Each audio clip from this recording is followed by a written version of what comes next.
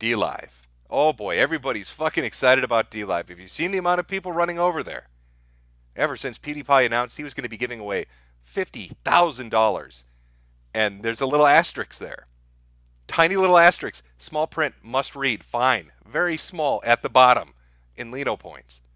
If you thought you're getting that 50K just in your wallet, you're going to put that right in your pocket, I'm afraid you are mistaken. It's in Lino points. I was trying to remember when I talked about this, either the last stream or the stream before it, how DLive functioned. And I think I remember now. I think I remember what the issue was that I had with it. Aside, I'm standing by what I said before. Those motherfuckers had a crypto miner. It may not have been for their own cryptocurrency, but that site ran so badly. And your CPU usage, GPU, everything was going through the fucking roof. You could see smoke coming off your tower and shit. They were up to some shenanigans. I stand by that. I'm not backing down on that claim. But the weird thing about it, and I've seen people comment about it, is the way in which their cryptocurrency is set up. It's not public. You can't mine it. They control all of it. From what I understand, all the Lino points, or whatever they're calling it, there's a set amount that they control. And there's an exchange process. You give them money, they give you Lino points, you spend those Lino points. And then there's a whole bunch of legalese that are included on the terms of service page talking about how you can't profit from Lino points. You can't convert Lino points. Lino points are Lino points. Now, I'm not sure how that's going to work. If I spend $10 through PayPal to give you a donation, and you get that donation in Lino points, are you stuck with those Lino points? I mean, if you exchange it, it's always going to be a set rate. But they've seemingly run up into a bit of an issue. Somebody had put up a video about 2 days ago talking about their concerns in regards to DLive. And they had mentioned they thought maybe PewDiePie had jumped a little too quickly into it. Didn't really look at the details as much as he should have. But that's not the interesting part. I mean, you can have doubts about it or you could believe in it. It's not really that important. What's important is the message that somebody sent this particular content creator after he had done a live stream about it. And I clipped it. I clipped the relevant section of it. And I'm going to play it for you just to show you how depressing it is. If you remember the last time I did a stream, I talked about how alternatives are nearly impossible to set up. People try, they try all sorts of things to get an alternative set up to compete with a Twitch or a YouTube. They try to put in the infrastructure to allow you to put up videos or to stream. They try to put in the infrastructure for you to donate and to do all the things that you can do on other websites. And yet they always seemingly run into issues. And DLive really hasn't even hit that PewDiePie boom yet. And already, because of this gentleman's live stream and somebody's response to it, they've run into an issue. So I'm going to play it for you and just kind of show you, I guess, what happens when people try to buck the system. Let me pull this down. I think I can pull this up. Make sure I get it on here. Yep, there we go. All right. I want you to listen. This is a conversation one of his viewers sent into him. It's not really important that you can see it, just the audio. Buying cryptocurrency via PayPal, which is the way that DLive actually transfers currency back and forth, is apparently against PayPal's terms of service. Messaged PayPal and then sent this in, and PayPal responded they're probably going to lock down they're going to lock down DLive.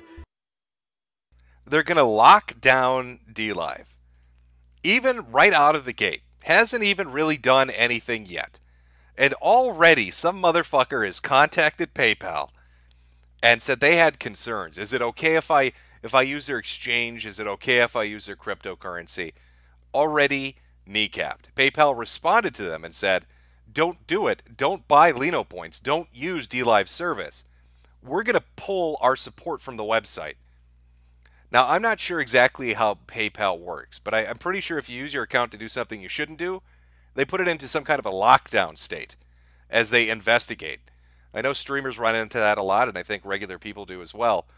And I don't know if that means that people that have used the service or are going to use it are going to get fucked when PayPal decides to pull support and locks down thousands of fucking accounts because they have an issue with the definition of Lino points being cryptocurrency.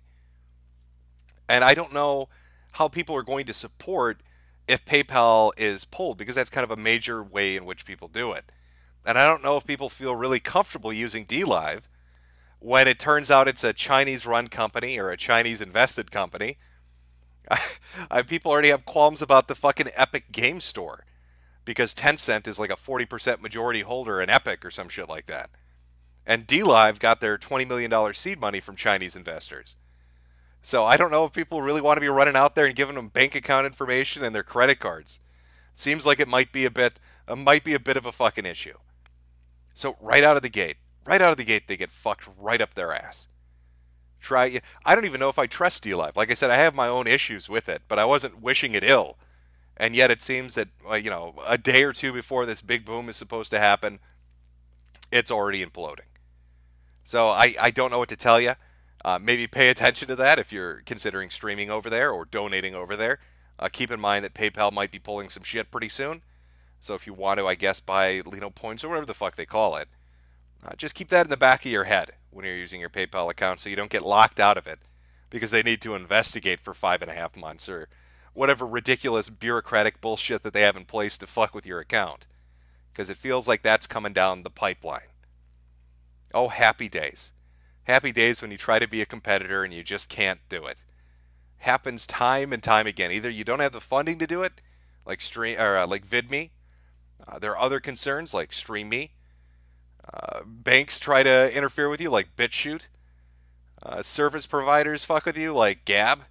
And now apparently PayPal screws with you like DLive. It's like every time somebody tries to rise up just a little bit to offer a tiny glimmer of hope, a little light at the end of the tunnel, something comes along and completely implodes it and ruins it. So we'll see what happens going forward. I can't say 100% what's going to happen with DLive. I don't know if they have another funding model in place, if they have another alternative in place. I know Subscribestar, which is a Patreon competitor, ran into some issues when banks and credit cards and PayPal were saying they wanted to decline service. And somehow the little Russian guy that runs it found an alternative. So maybe DLive will take that approach. Who knows?